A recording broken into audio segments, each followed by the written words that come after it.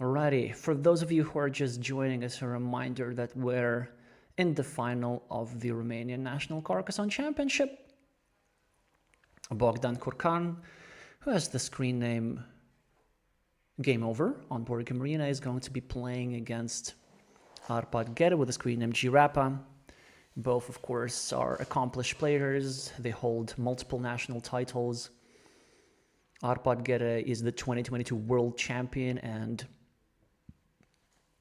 Bogdan is the 2024 bronze medalist, and he has yellow meeples to sort of kind of match the bronze, or I guess yellow would be closer to gold, so it's an aspirational choice of color rather. Bogdan seems to feel calm. We can see him rocking in the chair back and forth, whilst Arpad is maybe nervously pacing.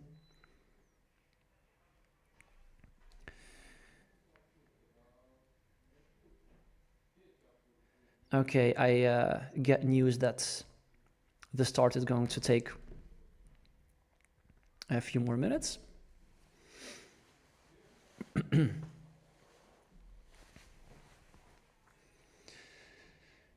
So then I'm going to give you a reminder that Bogdan defeated Ionut in the semifinals, and Arpad defeated Ervin, and away we go, the finals of the National Championship. Blue meeples for the reigning world champion, not reigning, but 2022 world champion, gets himself a 2-point road.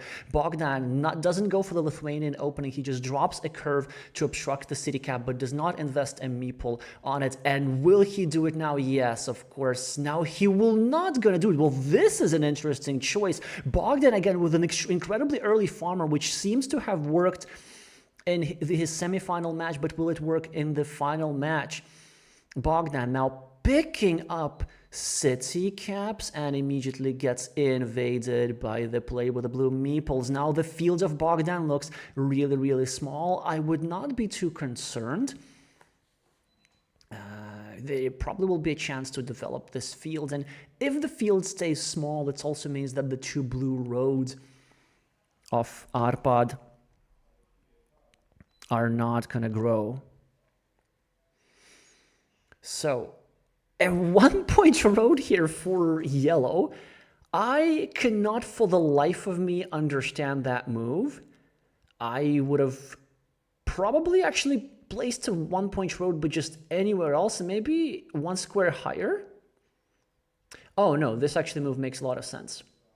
Yeah, I misread the tile a little bit. This move is actually perfect. So it invades the road of blue. It also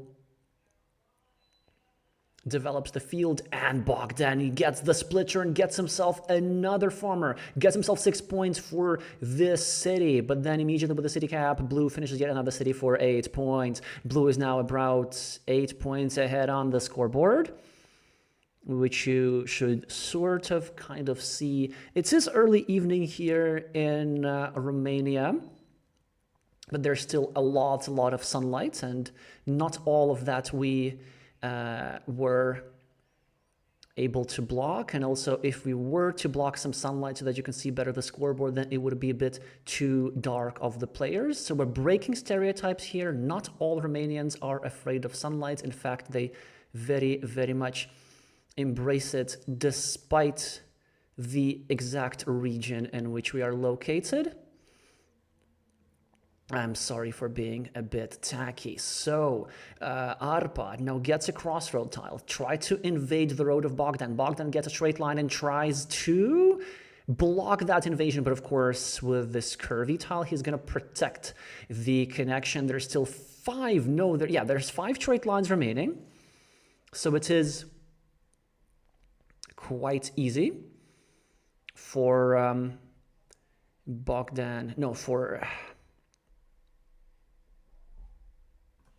Arpad to complete this invasion over here. And when he does, he's going to have 4 points for the road. And look at this. He even dropped a farmer here from below.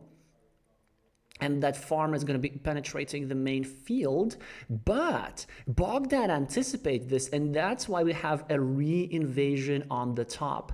That here Yellow farmer is going to enjoy quite the invasion through multiple routes, actually. So there's two ways he can kind of go a bit like this, but he can also go all the way around through all of these here squares, and he even drops a third farmer. So we can definitely see this strategy of Bogdan for this championship. We just draw some city caps, develop some fields, and try to not even relinquish controls of the fields ever. Now, it is possible to play against such a strategy, but you do need to draw the right tiles in order to do that. And from Arpad's perspective, this game is still completely winnable. First of all, because he has advantage on the scoreboard. Second,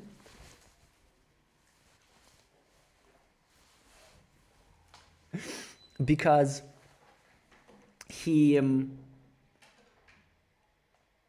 is about to invade the road, and he completes right that. Now he gets 8 points. He's going to get 2 meeple back, whilst Bogdan's going to get only 1 meeple back. And with these 2 meeples, he's going to need to face a strategic choice. Choice 1 is just invade the field with 2 more meeples and try to maintain parity on the field. And in that case, Bogdan is going to be pretty much lost because of the scoreboard difference. But the tricky part about this is that it's easier said than done. So there's one field invasions platform on the right.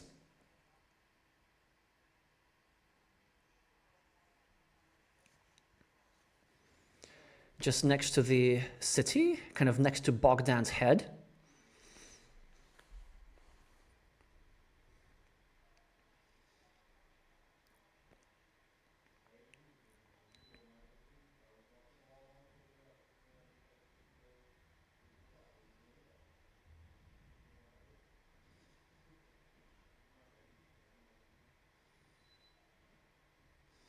But then what do you do afterwards? And that's what Arpad's going to have to think about on his turn. Because here's the tricky, like, if you're fighting for a field, if you decide to fight for a field, if you're 1 meeple down, it's easy. You just find an invasion spot and you invade. But if you're 2 meeples down, it's a much more difficult choice. Because let's say if you choose to fight for it, you can get 1 meeple into the field for a -1 majority, but then if you don't get the second meeple in for the equalization, then you've kind of just burned 1 meeple for nothing, and it's certainly something that you want to avoid.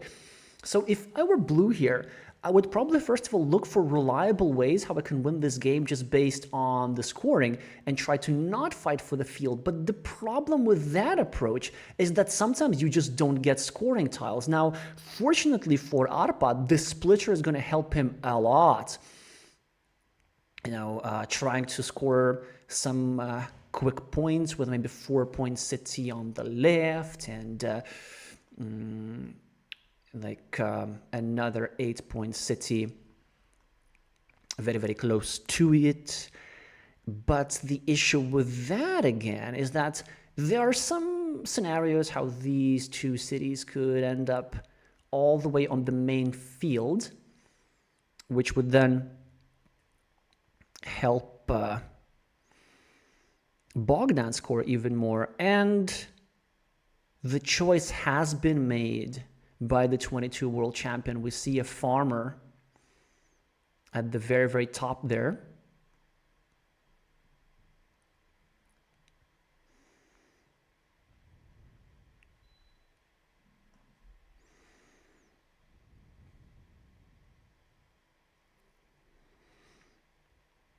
So this means he has committed to a field fight. And this means that we're going to see somewhere another blue farmer being dropped. Now, as a result of the latest couple developments, there are actually additional platforms for invasion. For example, it is possible to invade near the 2 leftmost cities of blue, kind of near the monastery. And that's why Bogdan is trying to block that exact opportunity. But I also forgot one more thing, is that the fields are not all yet connected, because Bogdan is still going to need to draw something like a curve in order to try and complete that connection. There's still plenty of curves remaining, and by plenty I mean 3. But it's also possible that this invasion is going to be blocked. Now, Bogdan needs to spend a meeple for a couple of other things, right? So first of all, he spends a meeple on the left, trying to fight for the city, which he successfully accomplishes, but it's also kind of risky because the city could be reinvaded from the left, and that would be pretty bad.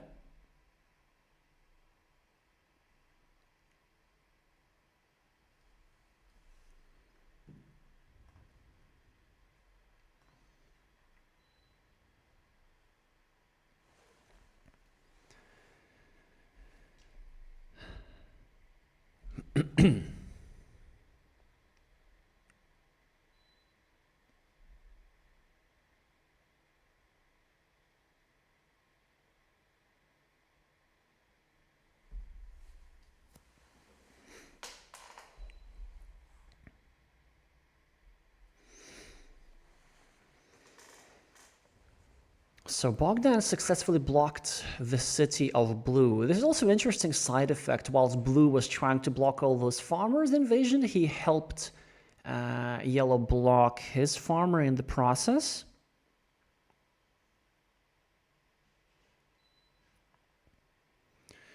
Unfortunately, both players have forgotten about the rule that they need to show their tile on their move. I guess it's fair if both of them don't do that. But yeah, at the World Championship, there might be some consequences for that.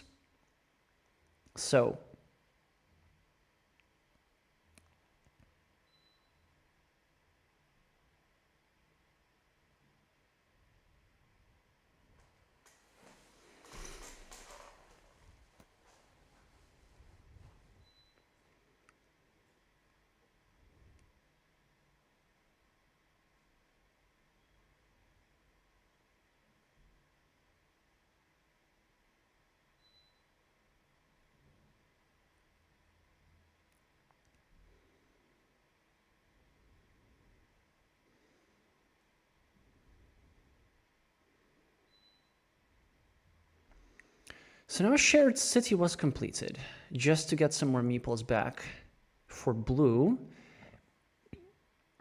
And something truly miraculous happens. Do you see the road monastery that yellow just placed?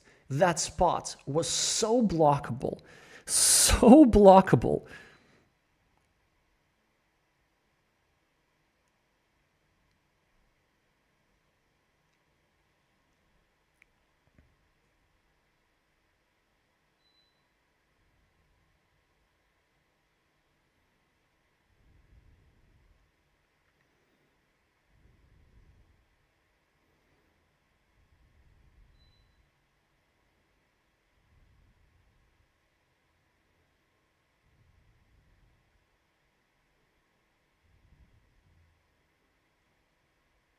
Well, both players are now playing really fast, and we can see that Arpad's decision is paying off. He was committed for the field fight, and he actually managed to successfully invade and also block Bogdan's monastery in the process. Although this is not a complete block, there's still one more road monastery remaining.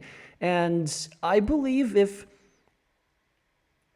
Bogdan draws it, or draws it soon enough, and he does, and you can see how the 2022 world champion reacts by scratching his lower abdomen. It is a universal sign of surrender and mild negative emotion. I'm pretty sure he knows how to take these losses well, but it's not just the 18 points that Bogdan got from these monasteries, although the 18 points definitely help. It's the fact that he drew that monastery so early, and he now has extra meeples to further fight from the field, which you will absolutely do. The field is worth like 10 points. Why did I say 10? I meant a gazillion, whatever. So the field is worth a gazillion points, and it is now tied with 3 versus 3 meeples, and this was a very, very strong move by Bogdan now. So he dropped a 3-point farmer with not great chances to connect to the field. But the reason why he dropped that farmer there on the top left is because he just needs to prevent Arpad from using that connection platform. And we can see that Arpad drew the regular monastery that yellow needs for connection, but yellow actually doesn't need to field in order to win. All yellow needs to do is not lose the field, because these 18 points were just complete game changer. Now Arpad has a meeple in hand and Bogdan has a meeple in hand, but Bogdan has just more stuff on the board. He has an 8-point monastery which has been blocked. He has a 6-point farmer on the left, which is going to serve him a lot of good, even if it doesn't connect to the main field. And that's already 14 points, right? But what blue has to his name is a measly 1-point Sibiu, which has been completely blocked on the left, and a more respectable but still insufficient 6-point road right next to yellow's monastery. A straight line for Bogdan, a seemingly insignificant tile with not that many opportunities, but when you don't have opportunities, you need to come up with a move that gives you some marginal value, and Bogdan actually plays a move which is really, really risky. It can give back a possible fields connection, but I think Bogdan's idea is to maybe try and like sneak in an invasion of his farmer through the top. If there's a curve remaining, I'm pretty sure that there is one. And there is one indeed. It is possible for somebody to invade like all the way through the top whilst shielding the field from the invasion attempts of yellow's farmer, the 6-point farmer, right? The last one.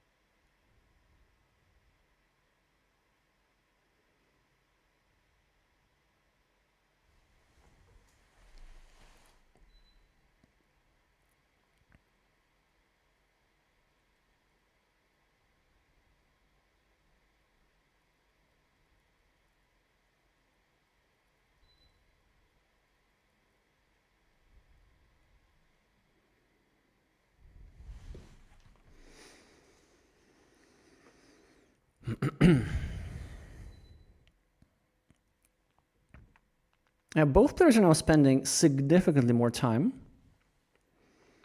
And really what Arpad needs to come out is either some sort of fieldless win condition, which I just don't see. There are not many scoring opportunities. The board is pretty dry. Well, he's going to get himself some quick points, and it's certainly going to serve him well. Bogdan also just protected his connection towards a monastery. And this means that he has already at least a 50% winning chance, because if he draws the monastery, though, it's completely game over, completely lights out. There are no starting tile remaining, so it is not possible to connect through the top realistically. I know some players might be tempted to protect the square right next to yellow's farmer, but it's not quite going to work.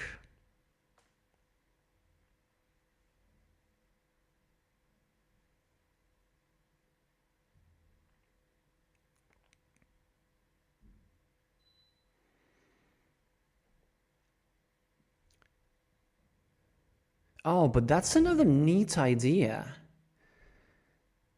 So now Arpad at the top opens up some field connection platforms, And basically what he's trying to figure right now, whether it's worth invading the field, but I don't think so. I'm not sure how many tiles there are remaining. Players might be down to their last tiles, which means that Bogdan has to have the monastery in hand, which allows him the field's connection, right? Maybe there's a stack of tiles somewhere which I don't see. But in any case, it looks like all the next few minutes are going to be is just Arpad staring into the jaws of defeat and just jumping into those jaws straight up.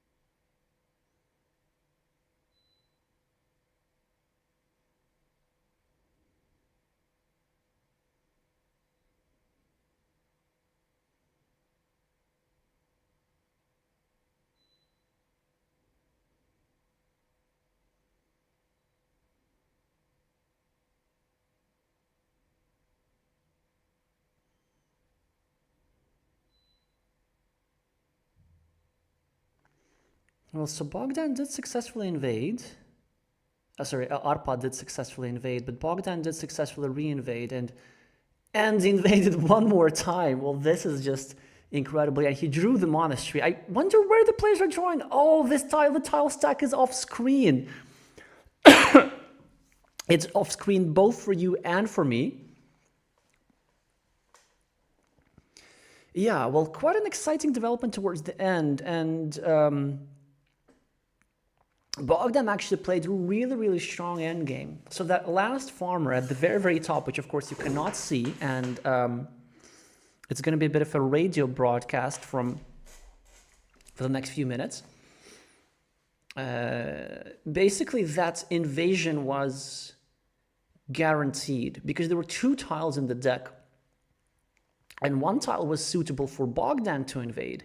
And the other one, the monastery, was suitable for, and the other one, the straight line, or the curve, was suitable for Arpad to invade. You can see by Arpad's body language rubbing, everywhere from abdomen to upper forehead that he's not happy with the outcome of the game. And who would be? In order to play at a high level, you have to have quite the competitive drive, which, of course, both of these players do.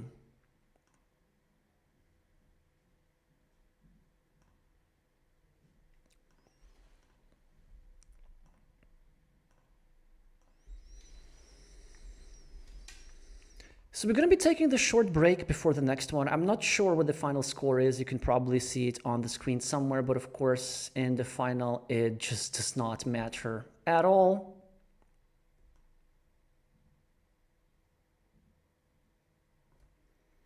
Just going to make some adjustments there.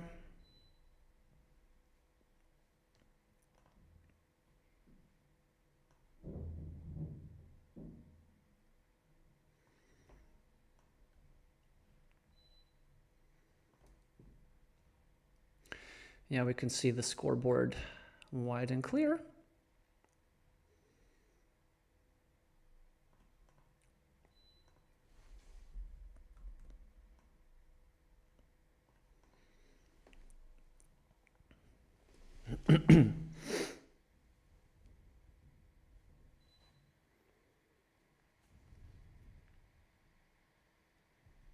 So we get note that we have a 2-minute break, and I'm going to leave you with just that.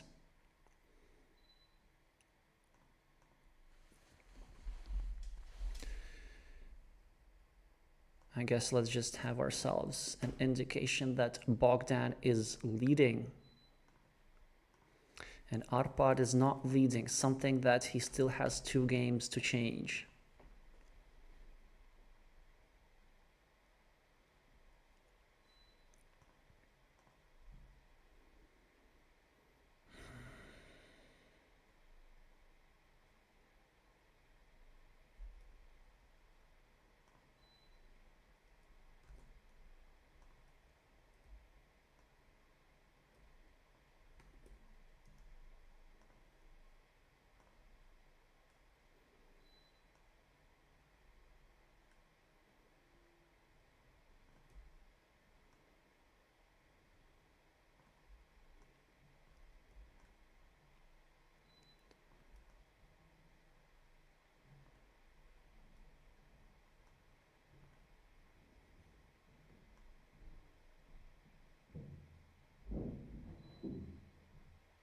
Right, so the players appear to be back.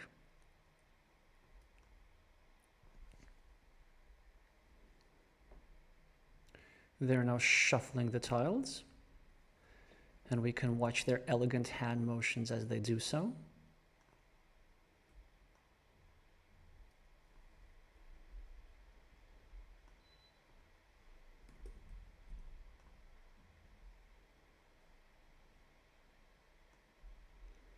Just going to try to move them around a little bit. I want to maybe a bit more like this. No, a bit less like this. A bit more like this, yes.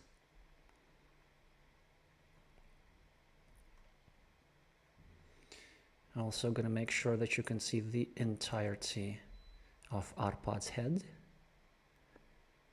It's an important part of the tournament. I'm sorry, I just like saying random things.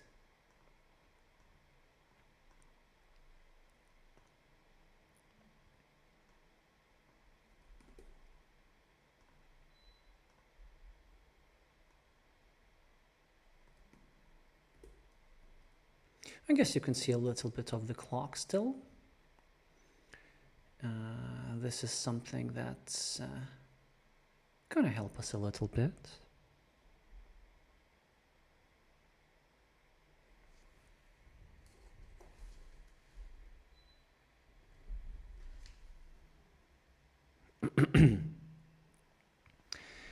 Alrighty, so I'm not sure if they're gonna shake hands or not, but Bogdan should be starting.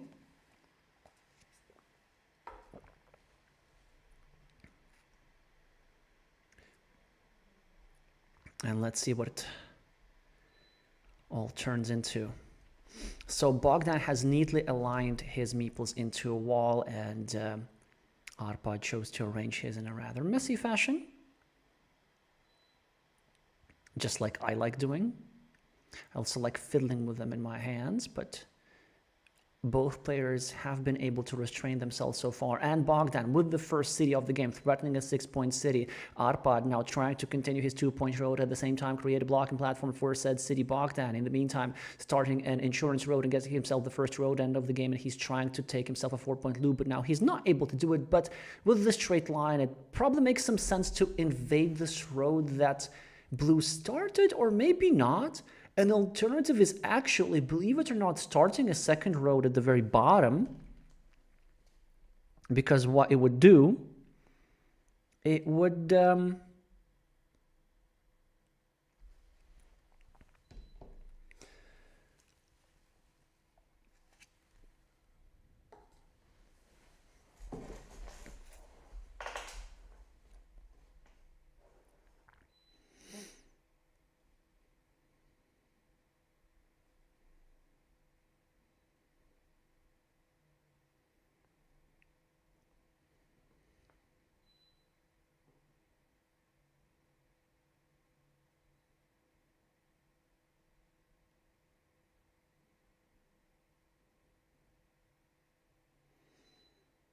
So Bogdan chooses to invade the road. He does not want to be too extravagant, and in fact, he got himself into a little bit trouble in the semifinals against Ionut after starting sort of 2 roads and kind of being without meeples. Well, not without meeples, but with a low number of meeples for a little bit longer. Now he was able to turn that game around with some nice blocking and field development, but here he chooses a more conservative approach.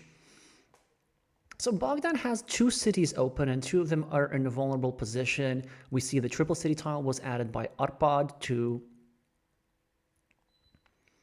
try and block Bogdan's second development. But Bogdan's second city is actually a bit safer than it seems.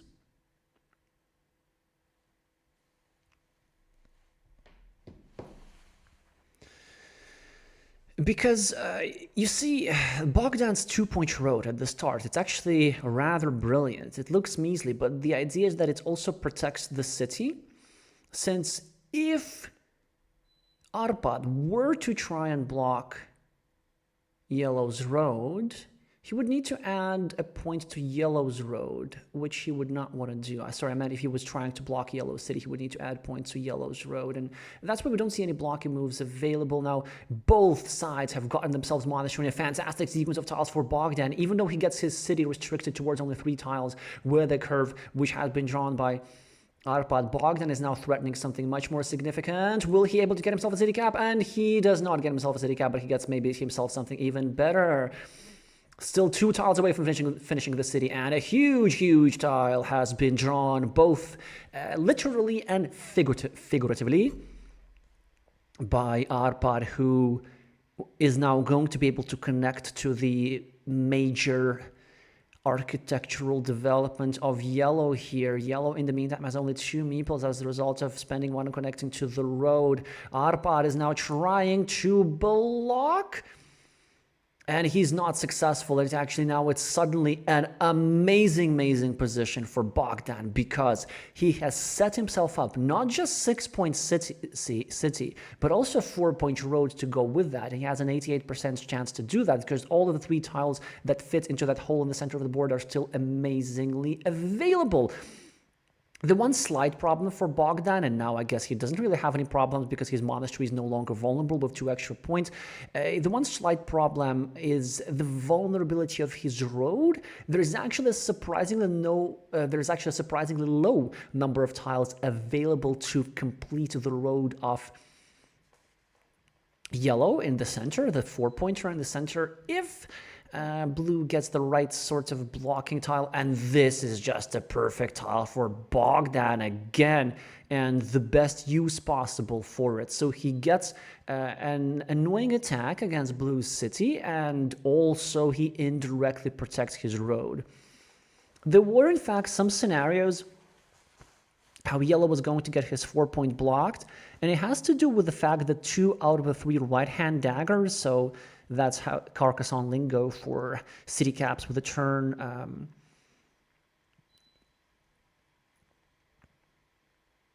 Yeah, so because many of those are still, well, not many of those are still in the deck. Many of those have already gone out. But now that road is perfectly safe. Bogdan City is perfectly safe, and then his monastery is slightly hurting because there's only 2 starting tiles available, but it's still all really good for the play with the yellow meeples here, just because all the tiles that he needs are different tiles. And the chance that he ain't gonna draw none of them is actually not that high. And look at Bogdan now, trying to create even more pain for Blue here, starting a 6-point city potentially, starting a blocking attack, but Blue gets himself a wonderful sequence of tiles as well, and gets himself 4 points on the scoreboard. He matches Bogdan's 4 points, now starting at the 4-point city, developing his 2 monasteries. He's gonna probably lose his meeple because there's only 2 tiles remaining there for Blue's little city, but Blue's just going to get some sort of compensation. Yellow is now trying to continue with blocking and more blocking and more blocking, and will Blue draw a defense? Maybe. Well, not now. Blue is actually forced to invade the city of yellow and leave all his developments wide open. This is a rather unfortunate tile, actually. And I think I would still use it differently. I think it's okay to not invade that city. I think it's actually slightly better, maybe, to just continue your city at the top. There's some reason for this, which I won't really go into. And Bogdan gets himself the first farmer. And Arpad gets himself a meeple back, but he does not drop a farmer, which surprises me a little bit. Bogdan also expands his farm, but he does not do anything else about it. He does not start another monastery, which is probably wise given the fact that he only has one meeple. And Bogdan with just the worst possible tile for Arpad. Look at this. He restricted the monasteries of blue towards the last remaining monastery in the deck and drew the last monastery in the deck at the same time. So the two blue monasteries are blocked completely. The city of blue, for 1 point, still has 2 tiles for completion, but it is unbelievably vulnerable as there's still plenty of tiles to complete the block. For example, if Bogdan were to draw something that Arpad has in his hand, the curve, then that block would be complete. Just right next to it, right above that hole in the center. And Arpad is now trying to block Bogdan's monastery. First of all, I don't think Bogdan should care precisely because of this. That block has now been complete. I guess it would be fair if Arpad were to able to respond in kind. But will he able to respond in kind? No. Instead, he can only... Well, actually, no. Technically, he could have blocked. I think he could have tried that, but he chose not to do that. I can understand that very well. Actually, no. He drew a Dorito with a road, not a Dorito with a field. I misread the tile, unfortunately. So all of Arpad's move makes a lot of sense. Now, he is actually ahead on the scoreboard by quite a lot, but I still like yellow's position. I'm not going to say that yellow is dominating, but yellow has the long-term meeple advantage because eventually probably yellow going to get back his monastery. Well, not probably, but it's possible. And yellow has already invested a farm, and he just keeps scoring and scoring. Again, Bogdan for 3 games in a row with the early Romanian farmer. It's just... paying off very, very nicely. It almost feels that Bogdan learned this from his brother Marian and just decided to take this further to the extreme as per the timing of his farmers. Do you remember how in the previous game, how early they started doing farms? I think it was literally move 3 for Bogdan.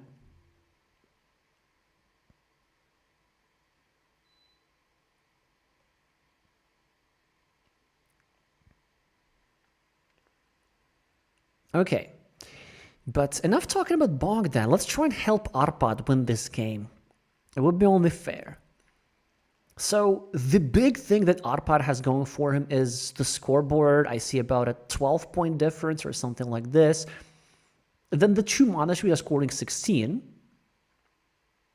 And that already is actually 28. And I guess you can also add the 1 point from his block city in the center. That's 29. And you might feel like it's a lot, but actually I still think it's incredibly hard just because of the setups of yellow. So first of all, yellow has 12 points in the field at the very least, and this field is super likely to grow. So that's already only 17 behind. And yellow has a monastery, that's only 9 behind. And on top of that, yellow has setups. So first of all, he can score 10 points, actually 13 points in the center, because he will also be not only finishing a 6-point city, and not only finishing a 4-point row, but also finishing actually adding 3 points to his farm. But Arpad now drew just the kind of tile he needs. He drew the 3rd dagger. So something that happens only once every 8 games does happen in this game. I'm not sure if you can see all the daggers, but they're kind of very close at the top. And the third dagger is being held in Arpad's hand. So this means that Bogdan will not be able to cash in on at least one of his setups. And that very neatly saved 2-point city is going to be just that, 2 points and a meeple blocked. But this is how setups work together. You see, Bogdan didn't cash on this setup, but he still has a complete monstrosity available for him. So there's still 2 starting tiles remaining. And with that, he will be able to finish his monastery and even claim another 8-point city and a 3-point field development. So that's a 12-point move waiting to happen. And he's still the favorite to do that, and he could still expand the field. Now, a lot in this game depends on the timing. So with just one meeple, Arpad really doesn't have a lot of scoring opportunities. What he can do is maybe to try to be a bit patient, try to get some quick point or something, maybe try to draw the kind of tile that Bogdan just drew. And then at the very last moment, like 4 tiles before the end of the game, try to spend his last meeple and attack and equalize the field. And for that reason, I'm not a huge fan of Arpad's move at all. I think that he's giving up a little bit too early. He's dropping city caps. And if Arpad were to have taken a bit more risk, he could actually have scored himself some 4 extra points. Well, now he gets himself 4 extra points, which are maybe a bit off screen for you, but trust me, they're there. I cannot move them any closer. So going a bit further on the scoreboard, and what these 4 points do, they also open up a field connection opportunity.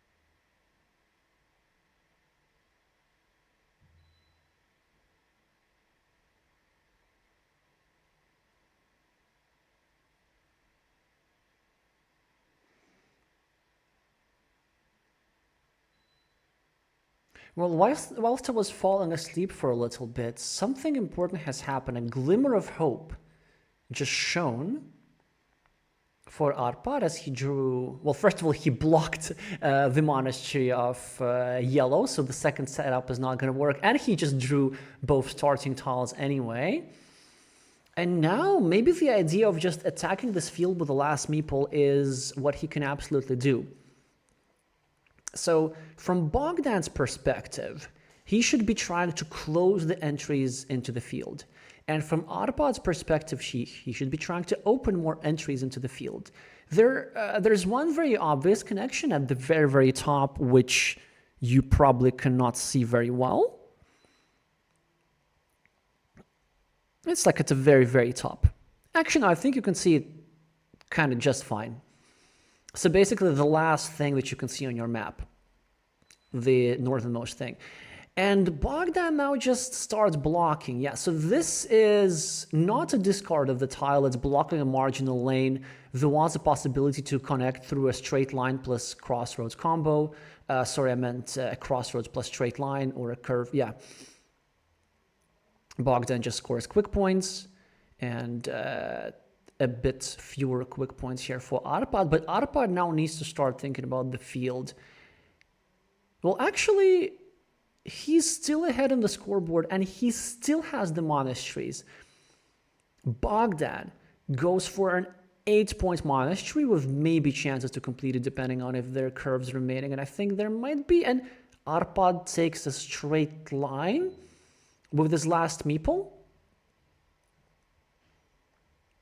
And they are now shaking hands. So this means that Arpad chose not to attack the field which surprises me. And if that's the case, does that mean that Arpad is going to be ahead? It's still possible because he has 2 monasteries, right? But the field of Bogdan is 21 points with just 1 meeple. It's his unbelievable meeple efficiency.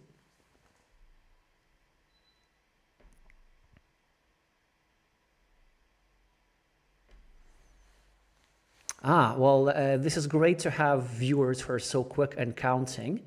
In fact, Blue is going to win.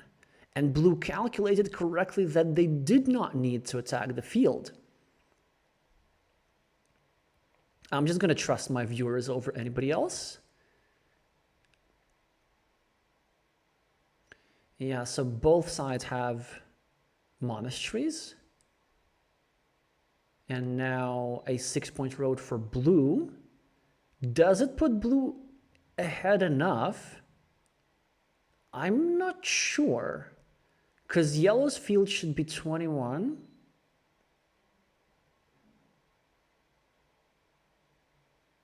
And Blue is winning by 2 points?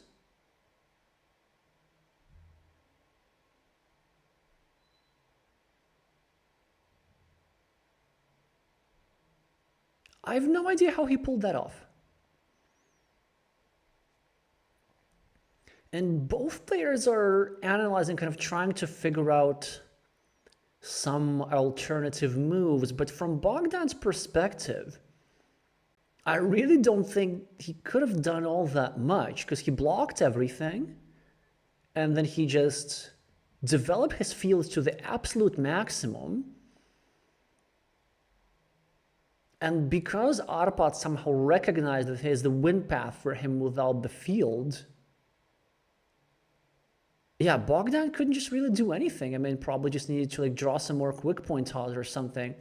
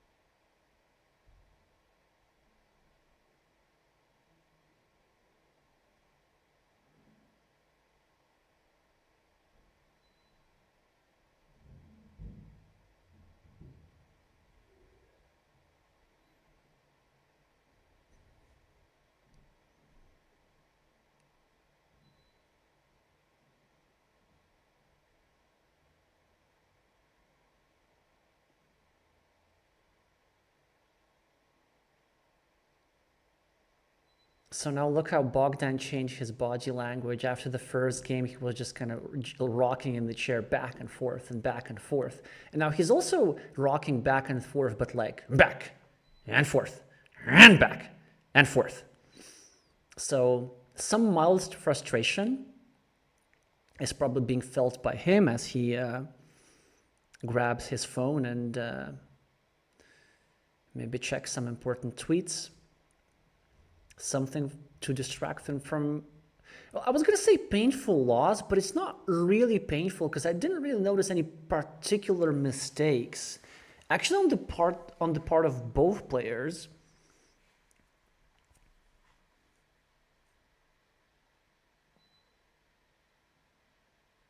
Because certainly you could say that Bogdan dropped, you know what, there's like one crazy idea that Bogdan could have tried strategically. But I'm not sure if that's possible. Okay, so check this out. So remember Bogdan's first farmer. And it's a very good farmer, and it scored 21 points. You can't argue with it.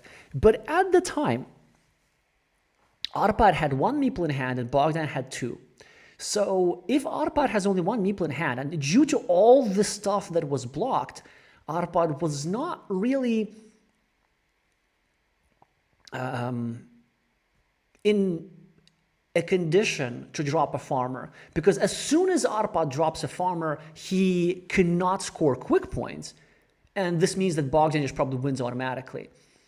So what Bogdan could do, he could actually delay the farmers like for a really, really long time, taking inspiration from the Japanese player with a screen named Rabbit Rain in some of his earlier games. Like, I was just shocked to see how long you can get away without dropping farmers in Carcassonne. And then Bogdan could have dropped a farmer a bit later.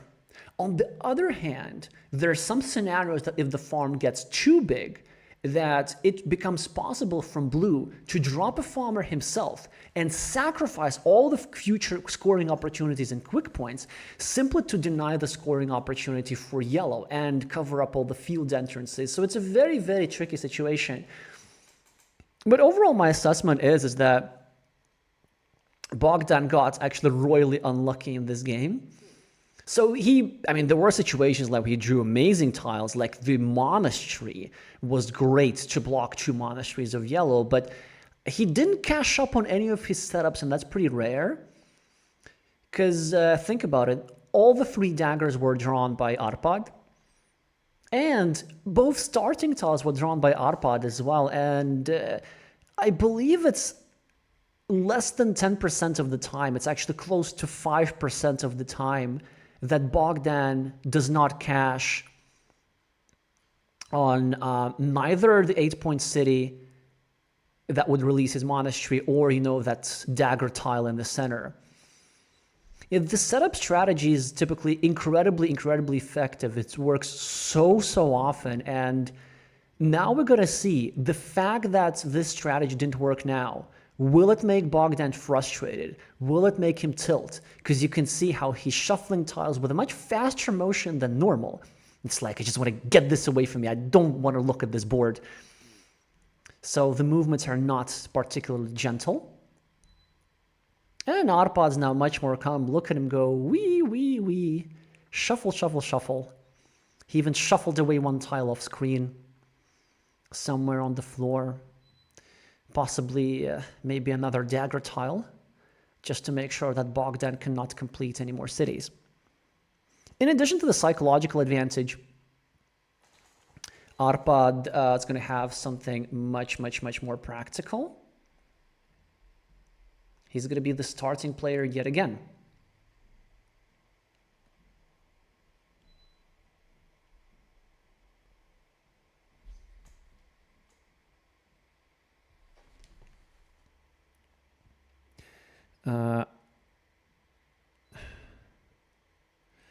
Let me just check on the organizer when they're starting. Yeah, and it appears to be that there's going to be no break, just a 1 minute difference. So let's just update the score, indicating that Arpad managed to somehow miraculously equalize, and see what the final game has to bring us.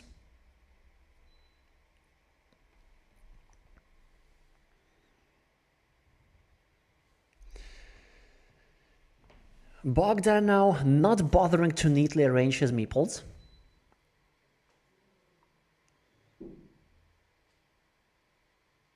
Let's see if this approach helps him. Well, not for now, as the starting player is Arpad, and he gets himself 4 points, and Bogdan also gets 4 points, so that's kind of nice for him. Arpad starts a new city with a shielded tile, and Bogdan is going to start a city below it. I hope... Okay, so he really wants to play only one strategy, only like the traditional early Romanian farmer. I think it's absolutely not the tile to do that, and I think it's a brilliant response here by Arpad. He just tries to restrict the field without really trying to invade it. Because normally what you expect, if Arpad were to think that the field's worth invading, he would just drop a farmer there, but he doesn't, because he wants to play field restriction. He wants to entomb that yellow meeple. He wants to make sure that that yellow meeple never sees the light of day. But Arpad is also gonna have not necessarily success in this endeavor, because a city cap will belong into the field. For yellow, now yellow is gonna turn this 6-point field into a 9-point field soon enough, and 9 points is... Wait, wait. Ah. Okay, I don't think I understand all of these moves. So Bogdan just took advantage of a 5-point road that was left for him by Arpad. I guess I can see why he did that.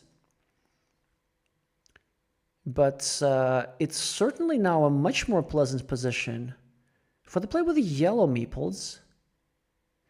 Arpad, of course, now inflicts some pain on yellow by trying to block, but he thinks something different. He actually chooses to try and protect his monastery. Yeah, the problem that we're having is, okay, Bogdan now again blocks 2 meeples of Arpad, but it's so early in the game that is going to hurt Arpad very, very much, unless he does something what he did right now with a straight line.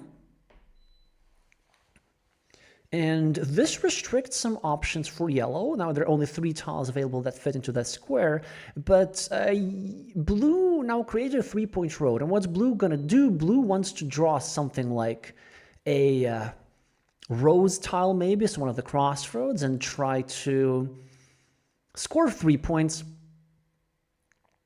And also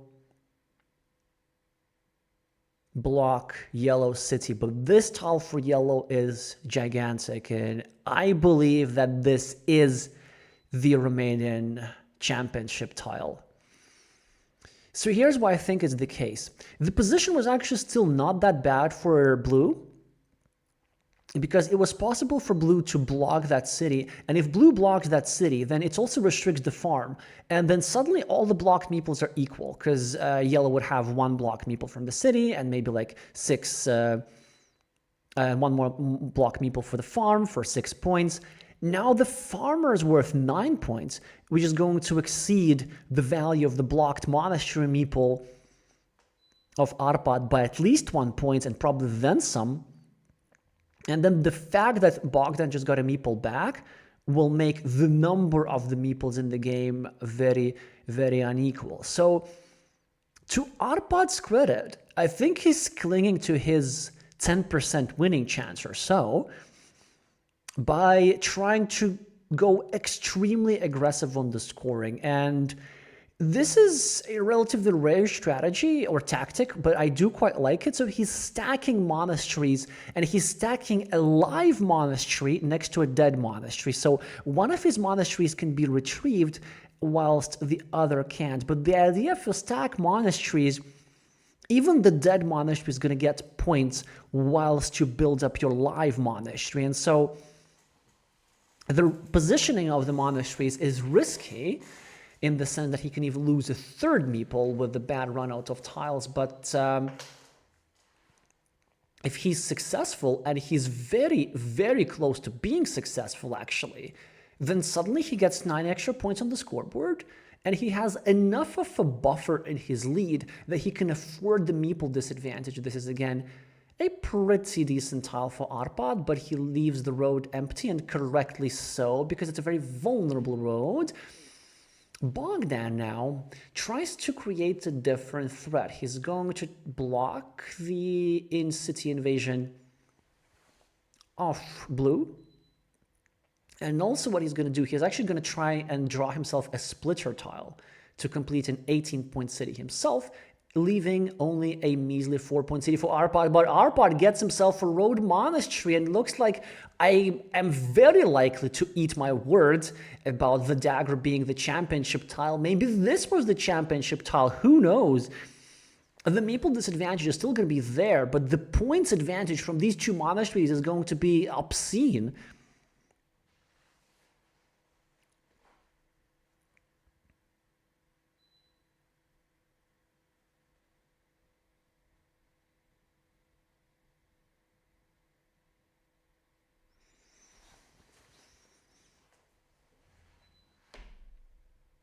So Bogdan doesn't get any productive tiles, but neither does Arpad. Both are kind of trying to shape the board to their liking a little bit. Oh, and that's a fantastic dagger tile for Arpad now. He's going to threaten the completion of a 12-point city all by himself, which Bogdan is now trying to carefully prevent. Another dagger tile for Arpad is not going to cut it. He needs to...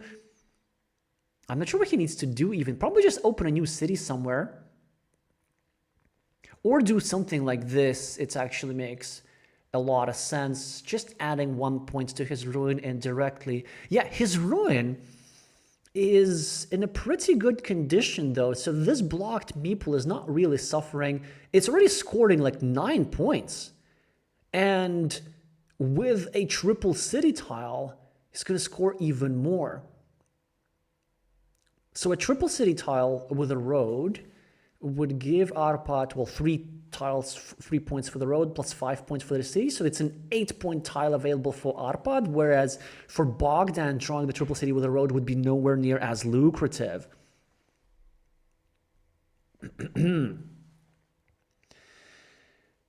This is... I'm not even sure how to begin to describe this.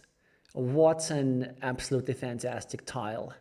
Now, Arpad did not have a very big meeple count to take advantage of it. In fact, his meeple count was 0 until now, but he got the meeple back just in time to score the 8 points in the center that we were talking about. And Bogdan is falling behind on the scoreboard. Like, I'm not sure what he needs to do now. I think Bogdan needs to start thinking about some field here. Arpad does not even bother to score. He kind of just discards the tile and preps himself up a ruin in the future. So Bogdan with a splitter tile? No, of course not. Still one splitter tile available for Bogdan's 18-point city or 16-point city or wherever that is in the center. So Arpad drew one of them, but he needs the second one. Alrighty, and an interesting move. So he's actually going to try to invade the city of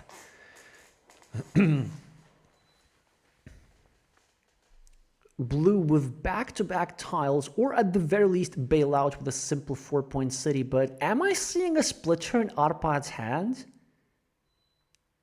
Does he really draw back-to-back splitters? And yes, he does. I'm not sure what would be the Romanian for "are you kidding me?" But whatever that is, I'm pretty sure that Bogdan is thinking that in his head. But a decent draw for Bogdan. And look at him, he's being actually very, very aggressive. He is scoring 2 points and setting up a city cap in his field, and the Dorito tile goes to Arpad. So not only he was able to dodge both splitters, but he's even able to tie the points. This is just unbelievable.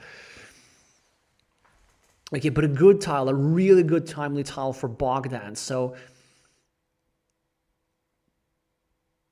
his field is now worth 12 points, but an even better tile for Arpad. Again, are you kidding me? He's going to get himself 7 points or 6 points or whatever that is. Yeah, 6 points for the new city, and also setting up for the completion of yet another monastery.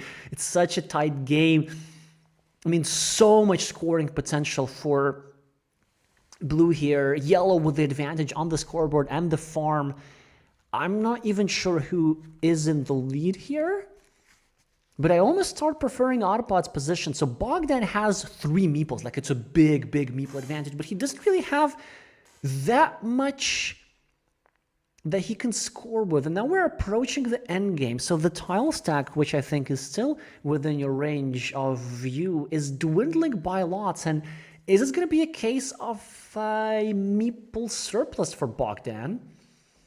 With 3 meeples remaining, it looks like he needs to drop a meeple every single move. And I don't think that's it. I mean, he's trying to evade the 6-point city of Arpad, right?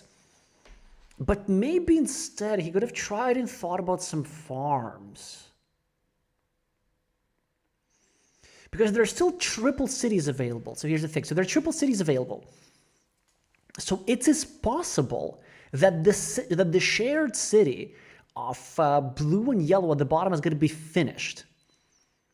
And this would increase the value of the leftmost field, the unclaimed field, from 3 points to 6 points. Now, Arpad is kind of banking, on another city tile, and that sort of works.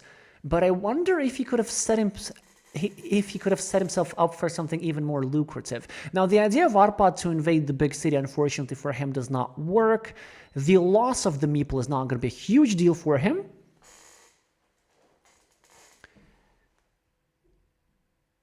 Simply because he still has 2 of those to goes with a very small number of tiles remaining.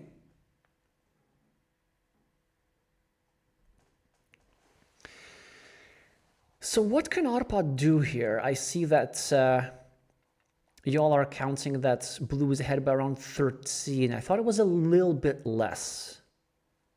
Actually, let me think about this. So the city is around 12. Okay, it's a bit more. It's actually more like 15. And Bogdan's field is 12. But yeah, the 2 monasteries, even if they're blocked, they are going to cause problems. But an 8-point monastery is something. It's maybe even much, much more than something. So, what is Arpad tile and what can he do with this? If he has a triple city, he could finish the shared city and drop a farmer, but he does not have a triple city. But you know what he could do?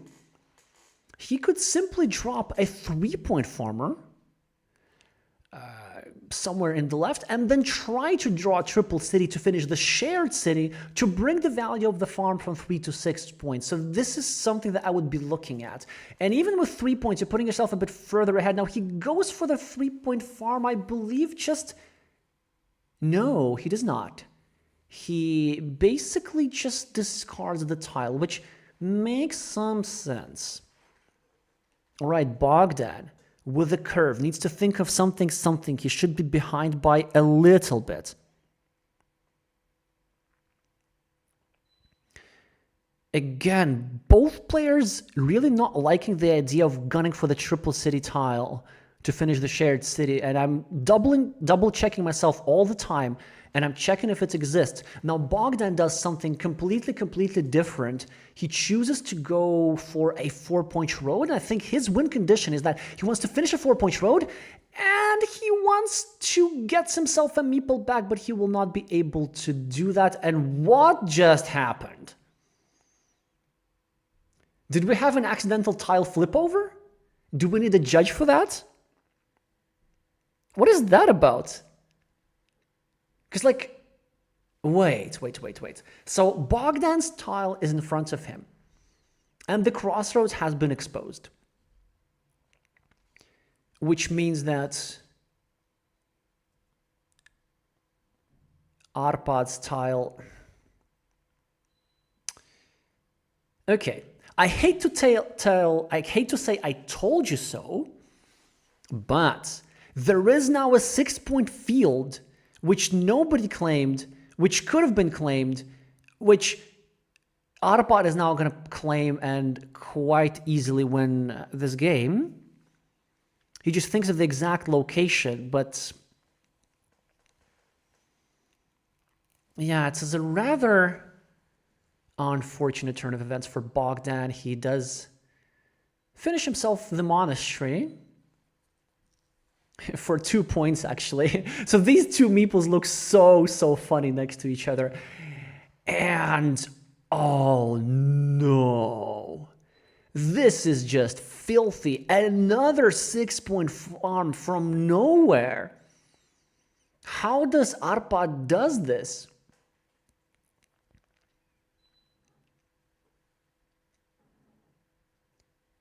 This is so impressive that it even makes me speak in ungrammatical sentences. That's how impressed I am. Yeah, I feel like it was doable for the reigning champion. I feel like maybe that banking on the 4-point road was not it. Oh, I guess I can also see that Bogdan wanted to draw a city cap to finish one of his monasteries. Yeah, I can see that. I can see that.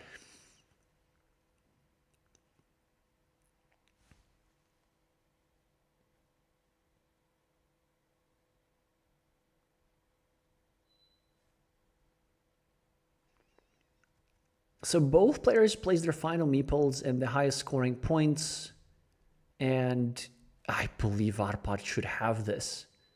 He scored 12 points with his last two meeples, and Bogdan scored like 7. Yeah, it feels...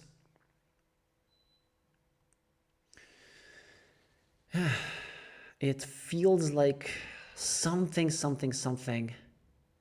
was maybe doable in the endgame for yellow. But blue handled it absolutely perfectly in the endgame, I think, leaving himself still 6 minutes and 40 seconds. Arpad only has 6 minutes and 18 seconds. Bogdan has 6 minutes and 18 seconds. It's a very fast-paced game.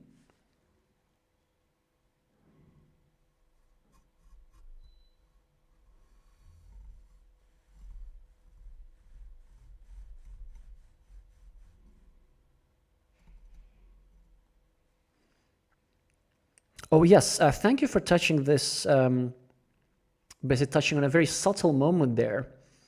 A lot of precision for Arpad. So Arpad, with his last placement to the farm, right, may have looked a bit awkward, right? Because he did not liberate his monastery, but he placed a tile above Bogdan's city. And this was so that in the event Bogdan were to draw a city cap, he would not have been able to get himself a farmer. So it was basically to make sure that Bogdan can score only 2 points by liberating his monastery, rather than scoring 3 points by liberating his city and then maybe even connecting to the farm a little bit later. Yeah, so what a turn of events here.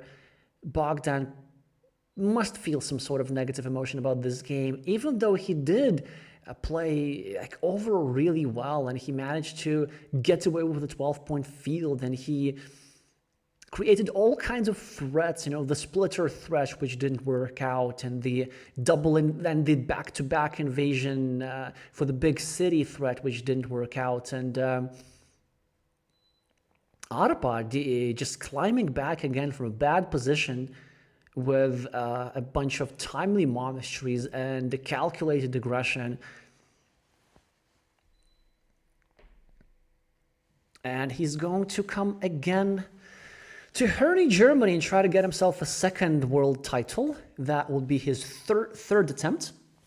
His first attempt in 2022 was successful. Wait, actually I might have gotten this wrong. I'm not sure exactly how many times he has been to the World Championship. I mean, all I know is that in 2022 he took it all, defeating Minwei Chen in the finals. And he will be making this attempt again. So yeah, the World Championship is going to have a lot of former World Championship this year in the field, which I can't say I'm particularly excited about, but you know, I'll play who I have to play. So both players are currently discussing what could have been done differently in this game, being very cautious about it. And look at this. Kind of Arpad is pointing into the same parts of the board, right? So he shows at that city, and maybe he shows Bogdan about some potential winning ideas. Yeah, so here's what I was thinking, actually. As Bogdan, I'm thinking that it was possible to bank that game on that triple city tile. So step one, we go from one side of the city and claim a 3-point field. Step 2, we place our last meeple on the other side of that city and claim 6-point field. So basically what Bogdan could have done is that he could have earlier dropped the same farmers that Arpad drew.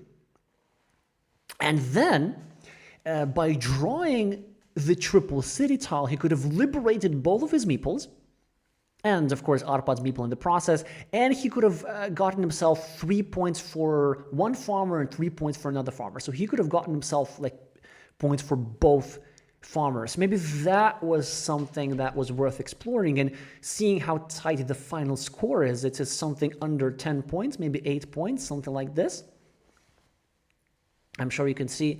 So maybe that was a way to go. But also, like, Bogdan's approach was kind of reasonable as well. So he figured that with 4 tiles remaining in the deck, or 5 tiles remaining in the deck, yeah, he wanted to score something and get a meeple back. And he had actually 60% chance of success. So once he started the 2-point road at the top, there were 3 tiles in the deck that would give him a meeple back. There was the crossroads, which would allow him to complete this road for 3 points. There was a curve, which would have allowed him to complete the road for 4 points. And wait, was there another curve? No, there wasn't another curve. There was also the city cap, which would have allowed him to finish the city for 3 points at the top, or for 4 points at the top, or the monastery, as it happened in the game. So Bogdan had a 60% chance of recovering a meeple on his next move in the endgame. The question is, was the 60% enough to actually win the game? And the answer is maybe. So let's think about it. So if Bogdan gets meeple back earlier, he gets like 2 extra points or something with a curve. Then Arpad does not have very good scoring opportunities with his tile that he drew. I guess he could get himself a couple of quick points or whatever. Then, yeah, maybe then Bogdan has some chances or something. Also, it's a bit difficult to fault Bogdan for not wanting to bet his game on that triple city tile. You know, the whole thing, as I described, like if you place one tile on one side of the city, the other side on the other side of the city, and then you try to draw the triple city tile to develop both of your farmers. That sequence was actually really unlikely. First of all, there was only a 40% chance of ever drawing the triple city tile from his perspective. It just happened that he drew this tile. And second, to draw it with the right timing was actually only 10%. So maybe my suggestion wasn't much better. I guess, yeah, try to draw more monasteries next time. That would also be some piece of advice. Anyway, Bogdan is going to get himself another second place finish, still proving that he's absolutely one of Romania's top players. And Arpad just absolutely spectacularly managed to pull it off again. Honestly, both of his wins, I thought he was completely toast. This one, again, I said close to the start of the game that Arpad has like a 10% winning chance. I kind of still stand by it, actually. A lot of things had to happen, and Arpad had to take a lot of risks to turn this game around. So that's going to be it, really. I'm not sure what much I can say, but I'm still going to stay online. I'm not sure how things are going to work, but there is a chance that we might get an interview with the winner.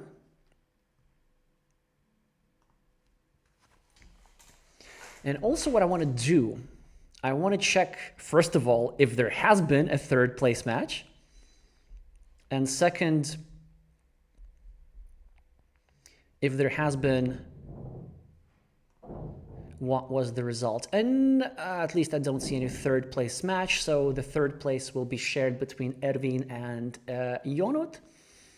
Ionut, notable that he won all 5 preliminary rounds, and Ervin being notable by being the fastest player in the world. I'm pretty sure we're going to see him again.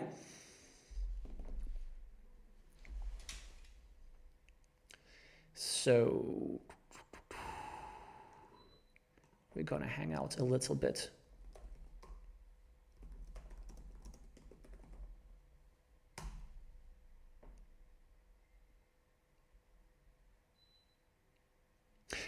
Okay, so the organizers are indeed suggesting interviews with the winner. I just only saw it now. So we might make something happen. Oh, hi, Ervin G in the chat.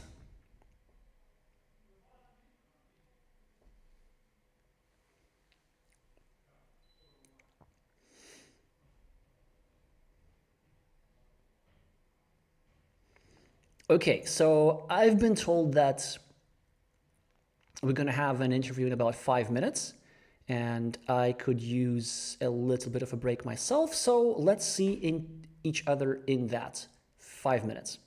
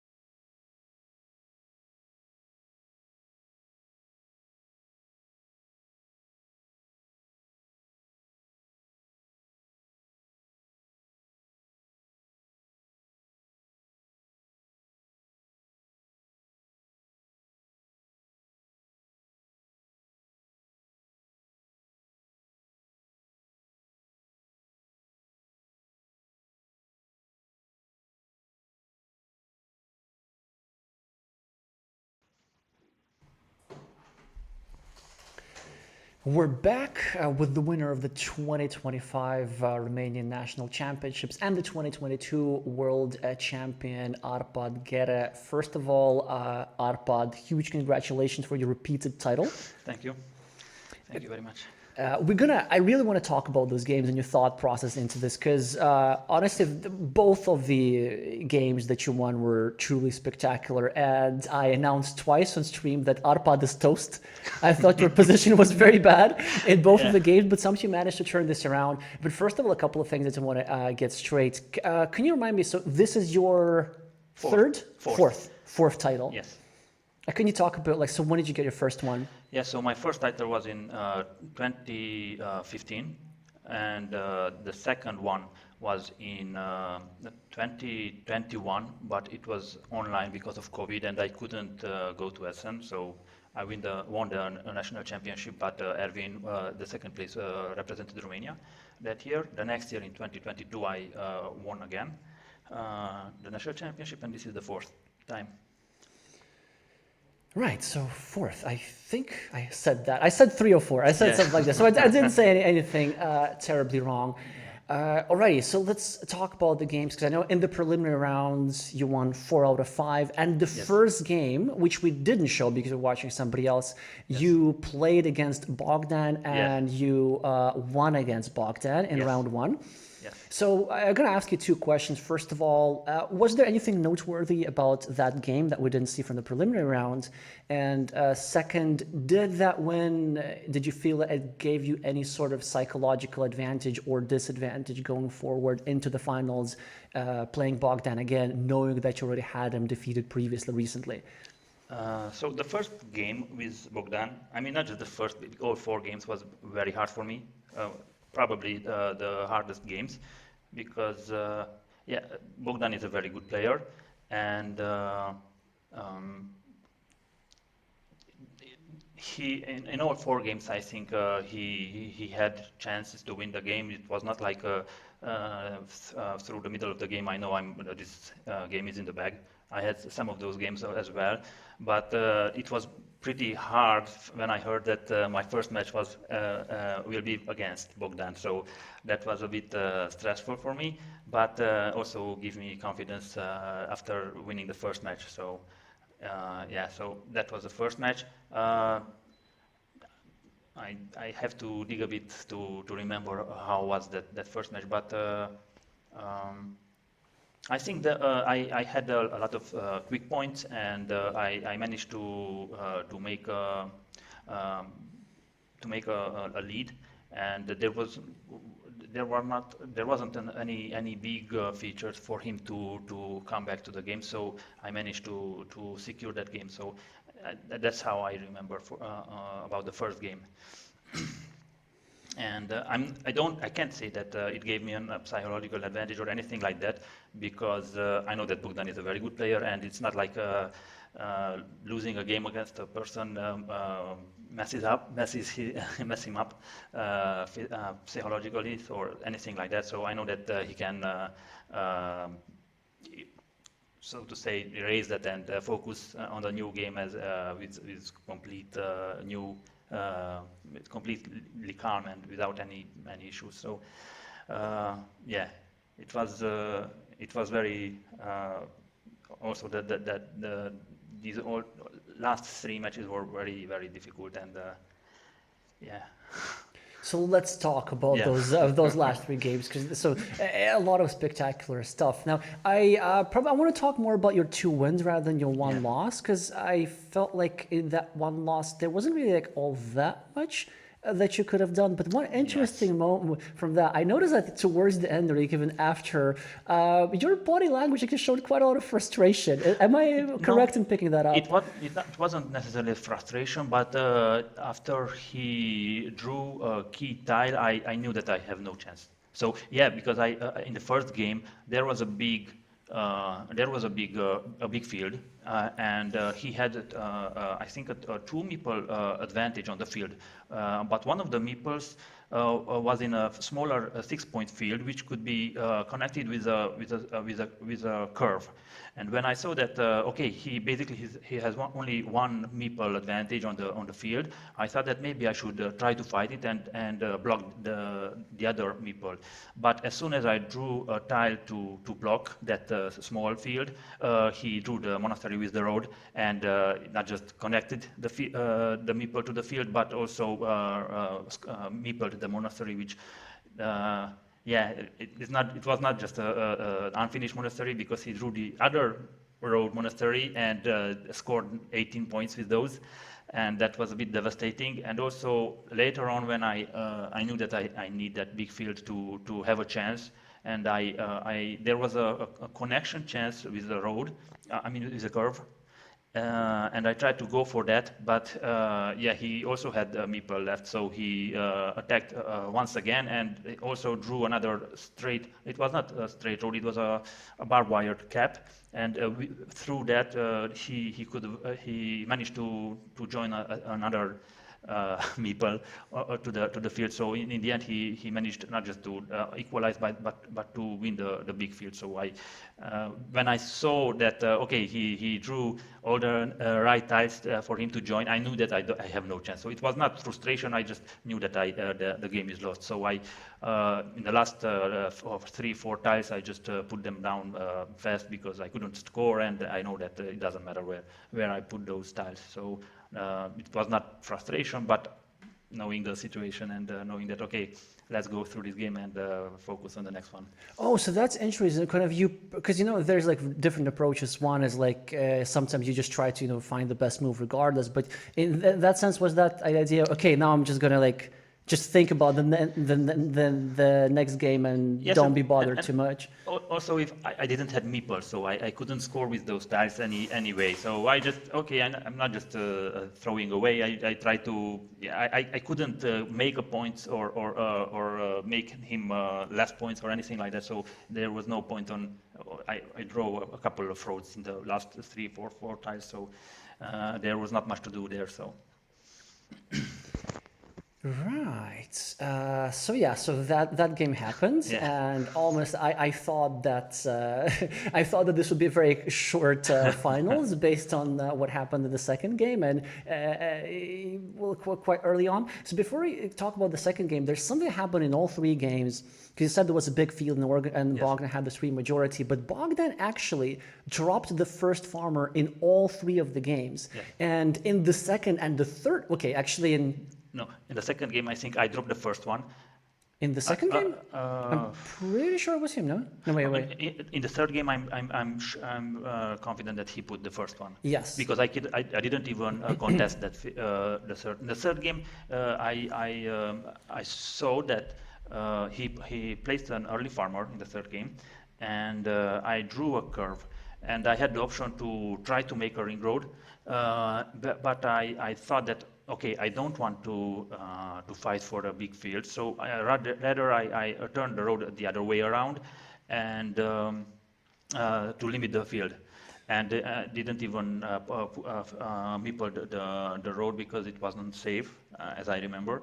So I just tried to limit the field, and in the end, he scored 12 points with it, but it didn't grow to a huge field, which could have decided the game. So in that regard, I'm pleased with the result, because yeah. So I tried. I think in the second game as well, I tried to limit the fields to not grow out of control, because most of the games against strong players I lose because of the big fields. So I think that's and sometimes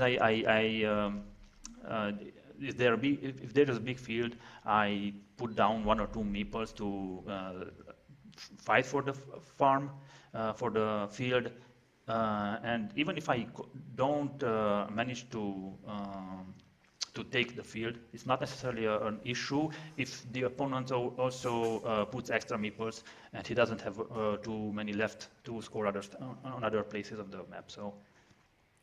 Yeah, I'm not. I don't remember exactly on the second game how it was, who put down the first meeple. So Oh, I will remind you, where I do Yeah. have a Okay. few questions of the second game. I just wanted to comment. Yeah, the third game, I absolutely loved the move with the curve, and I figured that was something like the logic behind this, just playing field restriction early Yeah. on. And we're going to talk about the third game a little bit more. Okay. So first of all, just going to tell to our viewers who are still rather plentiful here that I'm going to ask Arpad a couple of specific questions that I had in mind about the second and the third game. If y'all have any questions, then you still have about 4 minutes to write them in the chat. So if anything you want to ask the reigning Romanian champion, then make sure to do that. So game two, it was one where I felt like you had a pretty bad position, but not from early on. There was this little city that you tried to block from Bogdan, but he kind of saved it and had a little setup in the center for 6 points potentially. Yes. And you had two monasteries back to back close to each other. Yes. And they were very threatening. And then you had a city next to him. But then kind of Bogdan managed to block everything one by one. So you had a city meeple block for 1 point, you had a couple of meeples in shared block features as well, and you had two monasteries blocked as well.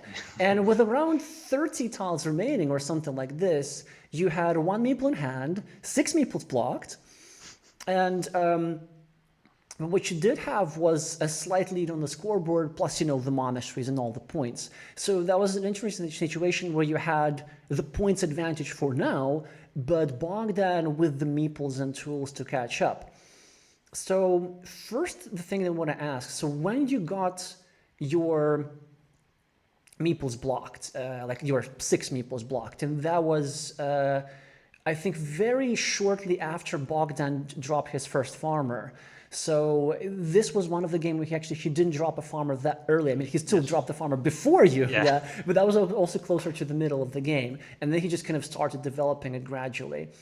So there was this key moment where Bogdan drew the last of the 4 remaining monasteries to block 2 of your monasteries to another monastery, which was no longer in the deck. Yeah. And I felt that this was like a really bad position for you, regardless of your lead. So I wanted to ask, did you, what was your position assessment at the moment? Yes, so yeah, it was pretty bad because I had 3, 5 or 6 meeples basically blocked. Not completely blocked, but there was there was a shared city which I could complete to get meeples back, but also Bogdan could get meeples back. And if I remember correctly, I had an advantage on the scoreboard. And my thought process was that if I manage to score quick points and Bogdan can't, I mean, if I place down my last meeple to fight for the field, and then I don't really have a chance to win the game, even though it was a bit pretty like 12 points field or something like that. Well, it started as a 12-point field, but then it was like you drew some city caps, Bogdan drew some city caps, and then it was 21. Yes. With just one meeple, which I felt should have sort of given Bogdan the game. And I figured that you didn't want to fight for it because you also needed the tiles for quick points. Yes. There was a lot of quick point tiles, and both you and Bogdan actually did score some quick points. And the way you were playing, I thought your strategy was something like, so score some quick points, and at the end, when I can, with my last meeple, try to equalize the field. Yeah, so basically that was the idea, but also by the last couple of tiles, when there were only a couple left, when I counted the points, I knew that I saw that I have a point advantage even if I don't get the even if I don't get the field, and I didn't want to try to fight for a field which I may or may not win. Because if we score similar points, similar count of points, similar number of points, then I should win the game. So Bogdan drew the road monastery, and with which he could score 8 points. There was a place to score 8 points, but there was an open road left, and I drew a straight road, so I could score 6 points with that. So he just only won like 2 points. Although he could have done even better if he put the monastery on the road, which I took, and takes the road. He could have scored 3 points less because for him it would have been instead of 8, it was only 6 point road, and I had only a 3 point field that I could take with the road. It would have been 1 point less for me. But even if that would have happened, then I won the game with 1 point. And even if that was a 2 point swing, I would have won because I was the second player. So yeah, I knew that if I commit my meeple on the field, and even if I manage to get into the field, I might lose the game. And if I don't get into the field, I definitely will lose the game. So I was trying to score as much points as possible and assess the situation later on. And by the end, I had the feeling that I don't need the field to win the game. So that's why I didn't push for it. So that was this was the second or the third game? That was the second game. Second That was game, second yes, game. yes. Yeah, that's a great. So you did know so that you did discuss like with Bogdan that point towards the end game, which Yes. I missed, but my viewers figured out and Yeah. calculated that with all the Yeah, so that he could have netted a couple more. Yeah, I mean, I didn't realize immediately, but when we finished, and I just had a few seconds to relax. I told him that okay, here we could make an extra point, and after we calculated the points, we said okay, it wouldn't made any difference. But in my mind, I thought that okay, this is a psychological warfare to against him, letting him know that he made a mistake. So I'm not sure if it mattered or not, but yeah, it doesn't really matter because yeah, basically the third game was also hard. So And yeah, let's talk about the that. third So the game. third game, you already mentioned your curve move about the Yeah, early farmer. So to remind our viewers, Bogdan again for the fourth game in a row. He also, by the way, in the semifinals that he won, which you probably didn't see because you were yeah, playing I didn't yourself. see. He dropped a very early farmer and just like held the leads consistently. So he has been having like this early farmer model pretty well. But game three, again, very early farmer with the city tile, which is also a bit unconventional. Then you react quickly by not attacking that farm and then trying to sort of block it out. And you were actually very close to successfully doing it, but there was a key swing.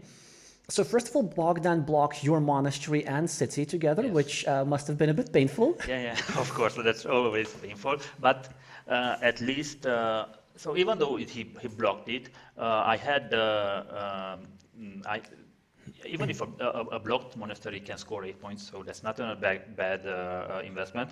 And if the city can grow, then I'm okay with that. So basically, the city in the end scored like 14 points.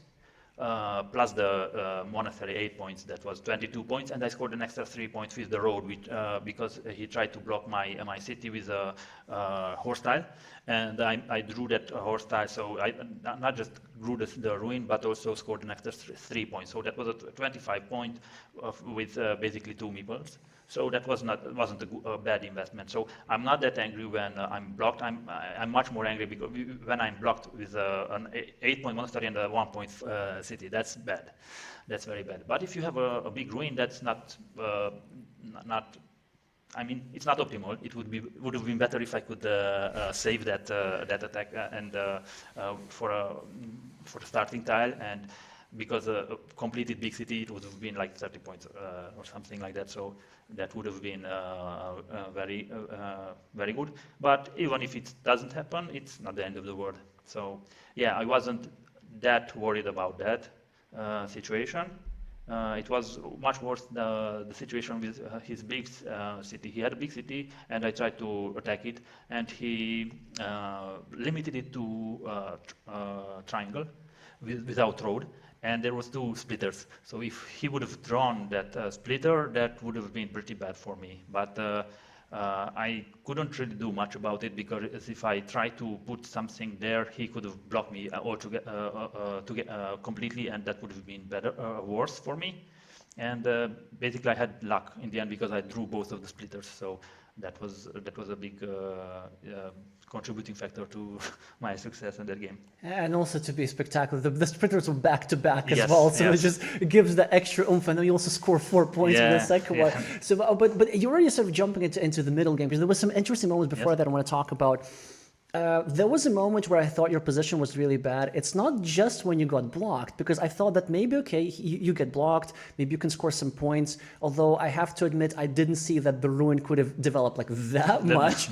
I thought it would be, finished a bit earlier. Maybe Bogdan could put a city cap on top Yep. to just. I don't think there was a very good moment to do Yeah. that, but to forward that development. But then I thought, okay, so you have these two meeples block at the start, but Bogdan had also vulnerable meeples because you started playing field restriction. His field was 6 points, and you restricted one of his small cities, which was well from the 1 point, toward the Yes. 3 daggers. And you were kind of working towards building the platform of blocking it further and blocking the field further. But before you do that, he drew the dagger, Yes. got himself the field development for at least 9 points, got himself a meeple back. And at that point, I thought your winning chances were like 10%. Or Yeah. did it not feel for you No, that way? I to be honest, I didn't really calculated that the chances or the situation. Yeah, I wasn't happy when he managed to complete that dagger city, but I was happy with the fact that the field was pretty much not completely blocked, but it was hard for him to grow the field. So I thought that for myself, the field remains like 3 points. Then it's like the same, like it's 1 point more extra compared to my 8 point monastery. So that's not a horrible thing. And I I was happy when I drew the second monastery, even though it's a bit risky to put next to the first one, which was already blocked, because there was a road which made it vulnerable to attacks.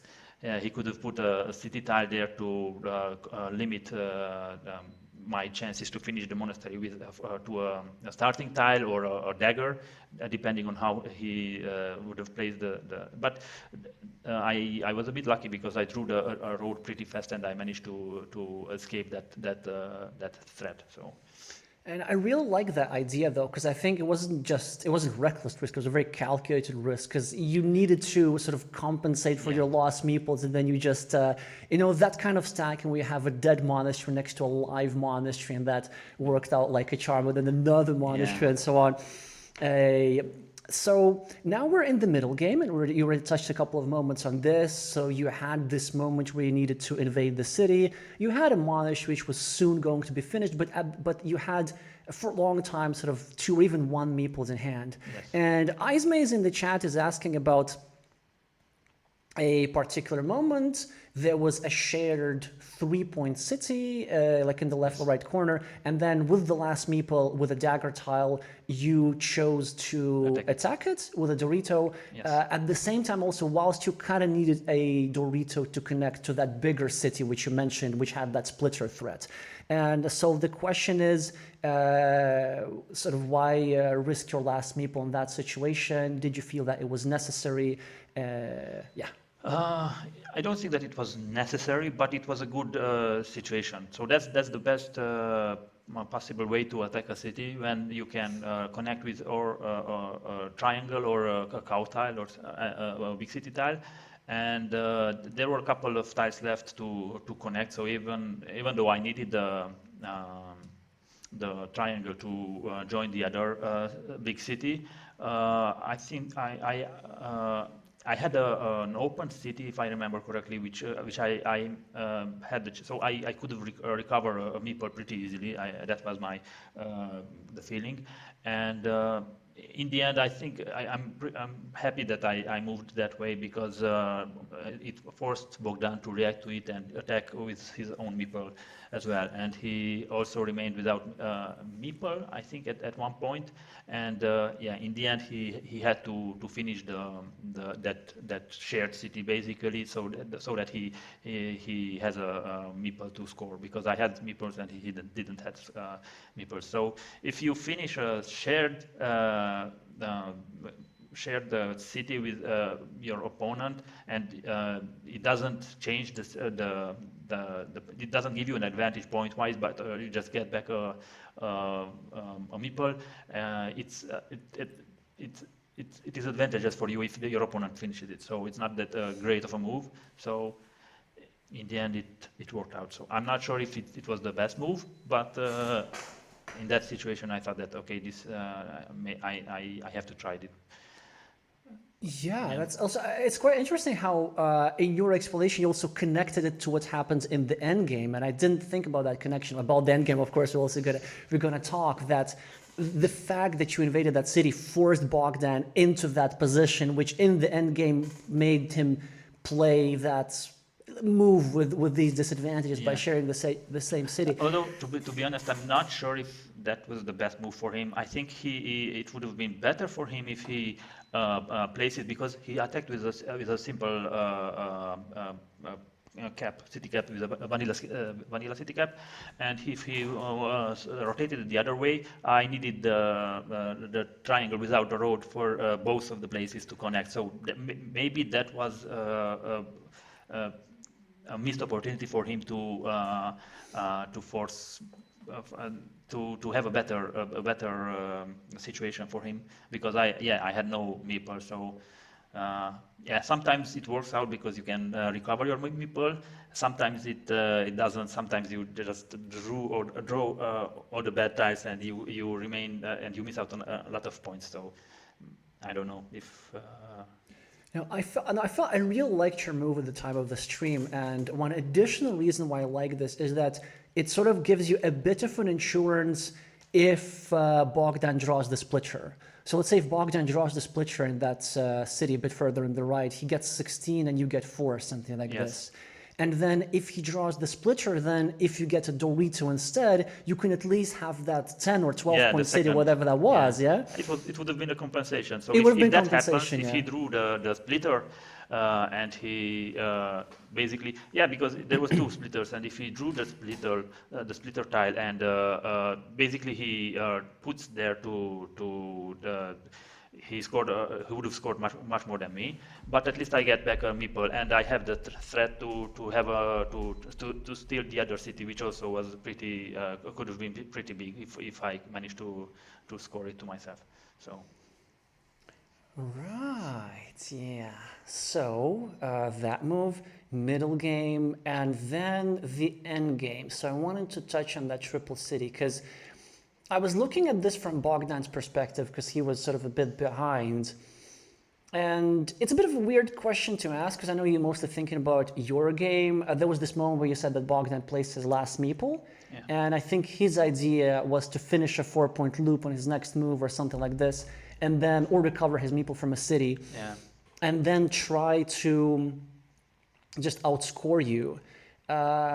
Did you see? And then of course he drew that like this triple city tile and ended up finishing a Yes. shared city. First of all, did you see any alternative idea from Bogdan's perspective, or maybe there was anything that you wanted to prevent? Do you think, or do you think the endgame was 100% for you? And part of that question is also that in your post-game analysis, when you were talking to Bogdan, you're kind of pointing at different things in the map.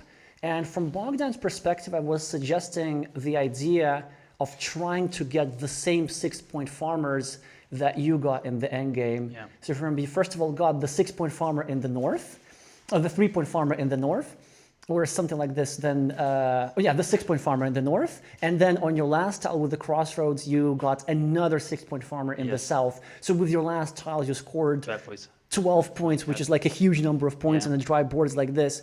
And I was wondering from your perspective, do you think it would have made sense for Bogdan to try something like this, like for him to drop a farm on one side and then for him to drop a farmer on the other side? Or was that something else that you were pointing in your post-game analysis on the board when you were showing some ideas? Yeah, I'm not sure if. So basically, when he placed his meeples, there was only a single city completed on that field. So it was not like he could have scored a lot more by trying to go for the fields on the other part of the of the map. So basically, he tried to make multiple threats. Basically, with a curve he could have scored 4 points with on the south, on the bottom, and he had also city cap. There he also, it was a bit interesting because he placed it a bit weirdly. I was wondering, okay, does he want to finish that for 4 points, or does he want to connect to my big field? So that was a bit of a I had to think about it, how to defend that, because I didn't want him to take my to join in my big city. So I think it was it was a good decision from his part, because yeah, he had multiple places to score points, but I'm not sure if the last meeple, placing the last meeple, was a good idea, because he was forced in the end to finish that shared city, and gave me the opportunity to take the 6 point fields first. So yeah, it it, it turned out to that in my advantage, the situation, but it could have been the other way around also. So I can't say that it was a bad strategy from his part. Right. I also felt there was kind of a bit of an awkward disadvantage for him. So he was some 5 points behind or something like this, or 4 points behind. Yeah, something like And that. and then the board is just so dry. Yeah. But I wonder, so was that what you're, because like I was just very curious specifically what you were talking about during the post-game analysis, because you did a lot of hand pointing around these areas. Yeah, to be honest, I don't remember exactly what we were talking about on the point. Yeah, uh,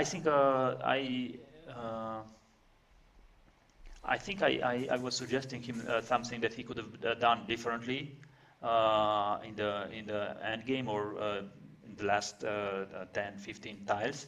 I but I don't really remember what we were talking about. So yeah, yeah, it was also, I knew that I had a small lead, but I wasn't sure that I can win the game. So it was yeah, depending also on the tile run out. So yeah, when he finished the city and I got two meeples back, and there was just a couple of moves left, that I was happy with, because I knew that I have the opportunity to grab the field first. So that was a huge thing for me. And yeah, also that he managed to score 9 points with that monastery, but with the other two meeples on the city caps, he just scored one point. So that wasn't so great for him. So yeah, and also there was a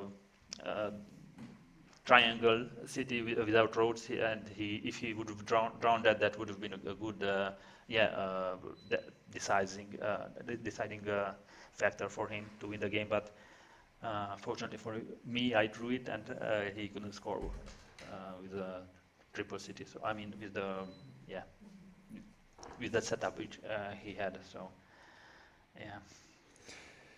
So that's how these games unfolded. Again, two, I'm gonna say, brilliant comebacks. Maybe you see, because you weren't just as desperate and as pessimistic as I was when I was watching this, and maybe that's what actually helps you.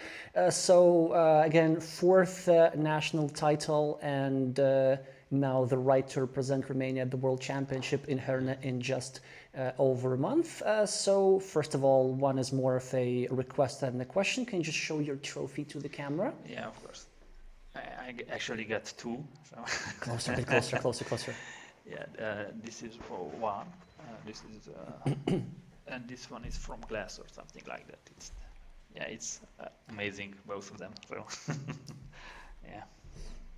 And the second question is, are you planning to go to Herne and try to get yourself a second world champion title? Of course, of course. I'm not sure about the details on how I can go with my wife, or I'm not sure. I hope last time when I won the championship, in Herne. My wife was there, so maybe it would be a good idea to bring her with me. We will see. Depends on the situation, but yeah, I definitely want to go. So if I can, if I can manage to go, then I plan to go. Right. We hope that you can make it. Again, congratulations and Thank you thanks for very the much. content. Sorry? And thanks for the content, of course. Oh, yeah, you're welcome. And one last thing before we wrap up, just wanted to quickly shout out several people. First of all, the organizer on the tournament, Andre. You can check out his channel actually in the description of his video, and it was a sort of his idea to have it like properly live commentated. He has a channel in Romanian, so if any of you speak Romanian and want to learn board game strategy beyond Carcassonne, do check out Prodi Plays. Again, this link in the description. And another huge shout out to Bogdan Curcan and to Marian Curcan, not only for playing amazing Carcassonne and almost getting himself another title, but actually for being of huge help, organizing a lot of the practical details to make the coverage possible, whilst also having to think about strategy in his own game. So we're going to be wrapping up. Yeah. Then that's it. Thank you all so much for watching, and see you soon. See you soon. Bye bye.